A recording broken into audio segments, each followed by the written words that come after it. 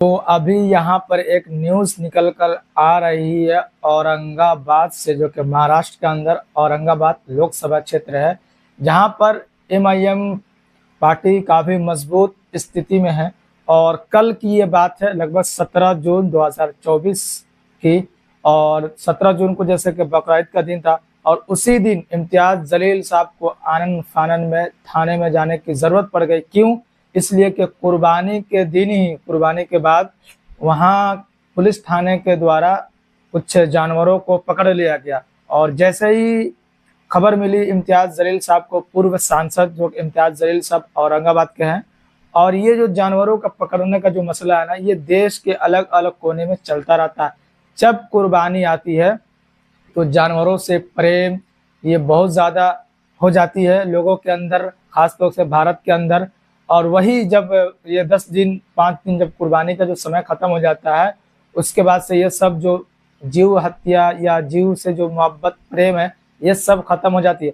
एक तो वीडियो में मैंने सुना भी, एक रिपोर्टर जो है वो किसी से पूछ रहे थे, सर्वे कर रहे थे कि क्या जीव हत्या होनी चाहिए या नहीं, या सही है या गलत जो कुर्बानी। तो वो बोल रहे हैं कि ये तो गलत है, कुर्बानी के ऊपर जीव को जो बलिदान जीव का जो लिया जाता है वो सही नहीं है।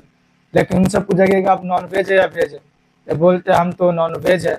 लेकिन खुद करे तो सही है, लेकिन दूसरा कोई करे तो वो जीव हत्या है, जो जो बेजुबान की जान लेने की कोशिश की जाती है। खैर वो अलग मसला है। लेकिन यहाँ पर देखिए कि पुलिस थाने जाकर इम्तियाज़ जलील साहब आनन फानन में उसको मतलब खबर लेने की कोशिश की, क्या मसला हुआ, क्यों पकड़ा गया। और इन्होंने इम्तियाज़ जलील साहब जो कि पुलिस से भी बात करने का कोशिश किया कि ऐसा क्यों हो रहा है, और ऐसा अक्सर जो कि कुर्बानी के वक्त ही क्यों होता है। और इन्होंने भी मतलब एक क्वेश्चन किया कि जब सरकार के तरफ से किसी भी जानवर को किसी जानवर पर प्रतिबंध जब है, तो उसको फिर मार्केट में बाजार में बेचा क्यों जा रहा है, और बेचने वाला कौन है, वो बाजार तक कैसे पहुंच रहा है। जब बाजार से पावती कट जाती है, बाजार से बिक जाता है, तो फिर उसके बाद से क्यों पकड़ा जाता है। सबसे पहले तो ये काम होनी चाहिए कि जो जानवर अगर प्रतिबंध जिस जानवर पर लगा गया है, जिसको मना किया गया है, वो तो बाजार तक उसको पहुंचनी नहीं चाहिए और पहुंचने देनी नहीं चाहिए। कहीं ना कहीं ये बीच में जो लोग हैं वो कहीं दोनों तरफ से वो कहीं ना कहीं पैसे कमाने के चक्कर में है और घूसखोरी के चक्कर में है। एक तो वो बाजार तक आसानी के साथ जानवर पहुंचाया जाता है, फिर उसके बाद बेचा जाता है, और फिर जब कोई जानवर खरीद कर अपने घर को लाता है, फिर वो पुलिस को इन्फॉर्मेशन दिया जाता है, फिर उसके घर पर पुलिस पहुंचती है, जानवर को लेकर जाती है, फिर उसके बंदे को भी पकड़ कर ले जाती है।